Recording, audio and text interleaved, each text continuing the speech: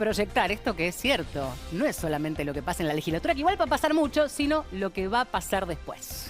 Estamos con Facundo Nehamkins para ayudarnos a pensar todo este panorama. Que de vuelta, ¿vos pensás esto? Que hubo efectivamente una nacionalización de la elección y que se midieron también figuras nacionales. Sí, sin duda lo que terminó dominando en la discusión en la ciudad fue el eje que intentó intentó imponer el candidato del oficialismo nacional, ¿no? Es decir, la idea de que votar de alguna manera a su candidato era revalidar de alguna forma el camino que viene recorriendo el gobierno de Javier Milei, con una apuesta muy fuerte para tratar además de aprovechar una elección anticipada en la ciudad para dirimir una interna a cielo abierto, como decimos nosotros, es decir, una especie de primaria del hemisferio no peronista o del hemisferio del centro hacia la derecha. Esa es una discusión que va más allá de la cantidad de legisladores que se eligieron. Claro. La gente en un momento dejó de prestarle atención a qué era lo que se elegía, si eran legisladores, si eran diputados. Muchos incluso no tenían idea de qué categoría se elegía, pero sí sabían cuál era el punto que estaba en discusión en esta elección. Bueno, creo que es un asunto saldado, como se dice de alguna manera. Milei, de alguna manera, le demostró a Mauricio Macri que él es el jefe del espacio del centro hacia la derecha de la Argentina o del hemisferio no peronista, y es quien va a conducir ese espacio, por lo menos, mientras gane. ¿El gran perdedor de esta elección es Mauricio Macri? En términos políticos generales, ¿no? Bueno, si tomamos ese eje como el eje principal, sin duda, ¿no? Es el gran perdedor, como en su momento le pasó a Eduardo Duhalde con Néstor Kirchner en el año 2005. Nos vamos muy atrás, nos vamos al halcón de los recuerdos, pero es así. Los espacios políticos en Argentina, que hay un culto al liderazgo y un culto al líder, no admiten liderazgos bifrontes. No puede haber dos líderes en un mismo espacio. No. Y eso en algún momento se tiene que saldar. Kirchner eligió la provincia de Buenos Aires, ¿por qué? Porque para el peronismo lo importante para ser jefe era controlar la provincia de Buenos Aires. Milei eligió la ciudad de Buenos Aires, ¿por qué? Porque para el no peronismo lo importante es controlar la ciudad de Buenos Aires. Y también esto, ¿no? ¿Qué pasa con el PRO? ¿Qué es el PRO hoy, por ejemplo? Bueno, yo creo que el PRO tiene problemas de distinta índole, como viste decir, una capa de una cebolla. A ver, tiene un problema de gestión. ¿Por qué tiene un problema de gestión? Porque independientemente de esta discusión que nosotros decíamos sobre el liderazgo de Milei, sobre el liderazgo de Macri, también ha perdido votos por gestión. Un caso ejemplar son los votos que se han ido a Horacio Rodríguez Larreta. Larreta no era un líder que le disputaba a nivel nacional a Macri quién era el jefe del espacio. Ahí lo único que dijo, hay olor a pis. Y con eso le sacó casi 10 puntos. Ahí tenés el voto castigo. Ahí hay un voto castigo por gestión. Entonces, claro, primer tarea que tiene el gobierno, que vos lo dijiste, el pronóstico de la mañana, el gobierno del PRO en la ciudad, es decir, ¿cómo me reformulo como gobierno y hago un proyecto que me permita llegar de acá al 2027, en principio, revalidando créditos que vienen de hace muchos años? En segundo lugar, tratando de construir un marco de gobernabilidad en una legislatura donde va a tener un clima muy adverso. Primer capa de la cebolla. Segunda capa de la cebolla, que para una ciudad como Buenos Aires es importante. La gente acá no vota vecinalismos, vota proyectos nacionales. Independientemente de que le tiene que gustar cómo gestionar la ciudad, siempre el que gestiona la ciudad es alguien que despierta alguna expectativa de que va a hacer algo a nivel nacional. De la Rúa, la gente lo votó, pero también estaba votando a futuro un presidente. Macri, la gente lo votó, pero a futuro estaba votando un presidente. Entonces la pregunta es, y con Larreta también en un momento. Con Larreta también en un momento construyó o intentó construir. No se materializó. No se materializó. Pero la proyección estuvo. Y la gente en un momento la vio esa proyección. La expectativa era esa. Entonces la pregunta es, ahora que el país comienza cada vez a delinearse más, a dividirse en estoy a favor o en contra de Milei. La pregunta es, el PRO, ¿dónde se para? ¿Está a favor o está en contra de Milei? Y te sumo otra pregunta en esa línea, porque Santoro hizo una buena elección, más allá de que se presentaba como el gran ganador y terminó segundo, pero cerca. Entonces, en estas dos posibilidades, ¿la alternativa nacional vuelve a ser el kirchnerismo? Bueno, a ver, Milei es el centro de gravedad del sistema político argentino. Divide las mesas. Hoy las mesas ya no las divide más el kirchnerismo.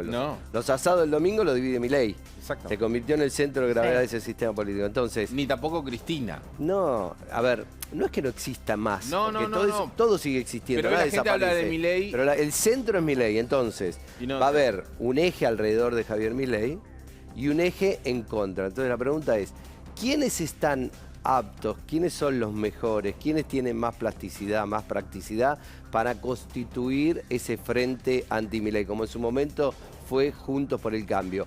¿Es Cristina o son Cristina y Macri? Y uno tiende a pensar que esos dos liderazgos son más parte del pasado que del presente o del futuro. Entonces, la pregunta es el kirchnerismo? Si es el kirchnerismo tal cual nosotros lo entendimos entre 2003 y 2023, yo te diría que no. Ahora, es imposible pensar que ese frente en contra de Milei, que se va a terminar constituyendo hoy, mañana, en 2 años, 4 años, en algún momento, si a Milei le va bien, se va a terminar constituyendo, no se puede pensar sin el peronismo. Ahora, lo más probable es que sea con el peronismo, con otros protagonistas. Claro, Claro. exactamente. Por eso, Ahora, a ver, me adelanto al 7 de septiembre, me adelanto a octubre. Por eso es la pelea que vemos en la provincia de Buenos Aires entre Axel Kicillof y Cristina Kirchner. ¿Qué está diciendo Axel Kicillof? Correte, porque si vos no te No corres, soy eso. yo no tengo la practicidad ni la plasticidad para ir a hablar Claro. con Puyaro, para ir a hablar con Nacho Torres, para ir a hablar con otro gobernador. ¿Qué le dice? Con vos, Kicillof, podemos hablar, pero si vos me la traes a Cristina a la Es mesa, que- yo no le puedo explicar a mi votante que me siento con Claro. Cristina. Pasa lo mismo con el radicalismo y Kicillof. Pasa así. Así. El mismo Carlos Bianco habló hace un par de días y dijo, nosotros tenemos mucho, el radicalismo tiene mucho más para hablar con nosotros que con Milei. Otro de los temas es el radicalismo, precisamente en la ciudad de Buenos Aires. ¿Qué pasó? Bueno, a ver, lo que pasó es, primero, tsunami Milei, el país y la ciudad también. Segundo, explosión de Juntos por el Cambio. Juntos por el Cambio, explosión o más bien implosión. Sí. Fue fragmentado en 5 opciones políticas. Una parte de los votantes de Juntos por el Cambio se fue a la Libertad Avanza. Una parte se quedó con el pro oficialista. Otra parte se quedó con el pro disidente Horacio Rodríguez Larreta. Otra parte se fue con la coalición cívica de Oliveto. Y otra parte se fue con el radicalismo en el Frente Evolución. ¿Por qué se lleva una porción chica? Se lleva una porción chica probablemente porque vivimos en una era donde la gente ya no vota sellos políticos ni partidarios. Fíjate que los 3 Vota. frentes que iban adelante, todos se llamaban a algo por Buenos Aires. Sí. Es decir, PJ, UCR, PRO ahora también, son sellos que cada vez valen menos. Vivimos en una era de hiperpersonalización. Lo que importa son las personas. Hace 2 años, cuando Lustó era una figura atractiva para ser candidato a jefe de gobierno, sacó el 27% de los votos. Hoy, que ese radicalismo ha decidido hacer una apuesta por la renovación y carece de figuras conocidas, potentes Claro. electoralmente, saca 2,50, Bueno, 2,40. no llega a la banca. Pero eso le puede pasar a cualquier Ahora. espacio político que carece. El PRO sacó 30 puntos, sacó 49 Sí. puntos en la acción general y hoy con Silvia Los Penatos sacó 15 puntos. Ahora, pero volviendo a algo que vos decías, decís, bueno, ok, los que ganaron generalmente en la ciudad de Buenos Aires son los que planteaban una agenda nacional o una proyección nacional, no solamente que se quedaban en la ciudad de Buenos Aires. En ese contexto, esto que quisieron hacer entonces de desdoblar la elección para plantear una agenda de la ciudad, iba a contramano de lo que sucedió en las votaciones anteriores. Te voy a usar una figura. A vos no te va a haber pasado porque sos grandote. Te agarra un grandote y te dice, te quiero cagar a trompadas. Y vos le decís, no, yo quiero ser tu amigo. El grandote te dice, en octubre te voy a cagar a trompadas. Y vos le decís, bueno, mejor porque no vamos a pelear a otro lugar. En algún momento esto iba a pasar. En Claro. algún momento Milei y la Libertad Avanza le iban a ganar al PRO. El PRO, si esperaba octubre, el resultado iba a ser igual o peor, porque en octubre solo se iba a discutir lo nacional.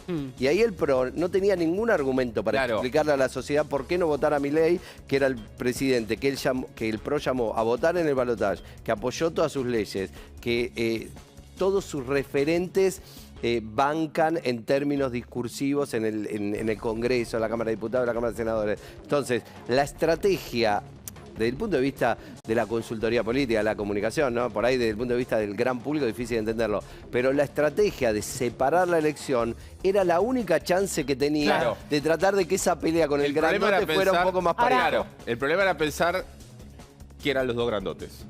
No, bueno, problema- hablando en estos términos. Es que no tenía, Claro. otra. ¿Sabes cuál era? Si no la otra, era sumisión. Bueno, Es o morís peleando o morís en sumisión. Alguno podría decir, che, bueno, pero si vos por ahí te subsumís en el otro, te absorbe el otro, podés sobrevivir. Bueno, eso es válido para los referentes menores. Sí. Los más grandotes, tipo Macri, no pueden aceptar subsumirse no, en otro claro. proyecto político. Ahora, volviendo a esto, también siempre los gobiernos en un punto se desgastan, ¿no? ¿Esto le refrenda a Milei, digamos, una avanzada, más allá de los números a favor de la economía y demás, cómo queda parado de cara a su gestión de todo lo que sigue? Bueno, a ver, es una validación de la gestión, por supuesto. Es una perspectiva optimista para el panorama electoral que viene para septiembre en la provincia de Buenos Aires primero y para octubre después y las elecciones que haya en distintas provincias. Pero tampoco hay que magnificar. Siempre los políticos, y esto la gente que nos está viendo lo sabe, tienden a magnificar sus éxitos y a subestimar sus fracasos. Nosotros vamos a tomarlo todo en su punto justo. Milei no va a ser un presidente exitoso y va a revalidar en el 2027 porque gane una elección de legisladores de la ciudad Claro. en el mes de mayo, ¿no? ¿Por qué va a lograr revalidar en el 2027? Si tiene un programa económico exitoso. Por lo Claro. tanto, triunfos electorales tienen todos. Ahora, validación de la población y periodos largos de gobierno solo tienen aquellos que Sí. tienen momentos exitosos en términos Claro. económicos. Entonces, vos podés ganar las elecciones de medio término, le podés ganar a Macri acá en la ciudad, pero si el programa económico no funciona, le va a ser muy cuesta arriba los últimos 2 años de gobierno. Ahora, la negociación, como para cerrar esto, ¿no? Vamos a lo que viene, que es la negociación de la provincia de Buenos Aires. ¿Es ahora ¿estamos buscando socios o estamos buscando afiliados? Porque ahí es otra cosa, ¿viste? Nunca, te voy a decir, nunca hubo negociación, en mi opinión. Lo que hay es un grupo de dirigentes significativos, importantes, como puede ser Santilli o Ritondo, que han tenido una cuota de poder importante y que han formado parte de un partido relevante, que están buscando la manera de incorporarse a un espacio político que tiene un color político parecido al del cual ellos vienen y que está en ascenso. Es el gobierno, fíjate que ayer en todos los discursos, Milei, Adorni, cuando salía cualquiera y hablaba Esper, Franco, ¿qué decían todos? Tabula rasa. Sí. ¿Qué quiere decir tabula rasa? ¿Negociación? No. Que todos los que quieran venir, que vengan, inaugurada la temporada de Salto en Garrocha, de cualquier espacio político. Pero ojo, no se equivoquen, no es solo una señal al PRO. No. Es una señal a otros espacios Claro. políticos también que ven un espacio político que es el más dinámico hoy en la Argentina, Sí. el que más capacidad tiene para ganar elecciones y para constituir frentes políticos exitosos y que en la Argentina tienen la tentación de incorporarse Abre las puertas. a ese espacio. Y que también es bastante... Es las ideas de la libertad. Y ahí Entra todo. Es tabula rasa. Entra todo. Es los que abracen las ideas de la libertad. Es que es, Y ya está. es un estilo de liderazgo y de construcción política mucho más parecido al peronismo Pero totalmente. que al de un partido político tradicional. Totalmente. Es movimentista, es con un líder que es una figura indiscutible, que digamos no puede ser cuestionado y que tiene, como todo movimiento, como toda iglesia, tiene las puertas abiertas. Gracias, Facundo. No, gracias a ustedes.